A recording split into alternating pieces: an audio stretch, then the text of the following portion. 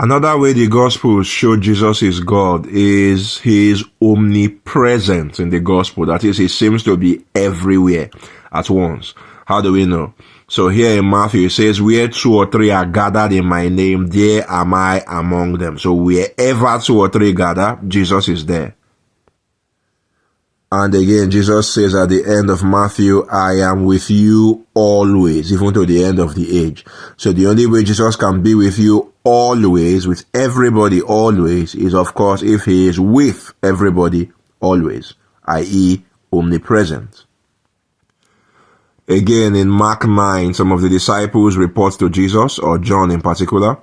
It says, we saw someone casting out demons in your name. We tried to stop him because he was not following us. So even if Jesus was not presently there with this person they saw, the person was able to invoke his name, and his name was effective. So somehow Jesus, even if not physically with this person, was with this person because he knew the time his name was invoked and that name was effective to accomplish the desired end. And this story is in Luke again. So Luke, sort of corroborates Mark on that front. And then in the Gospel of John, Jesus says to Nathanael, before Philip called you when you were under the fig tree, I saw you.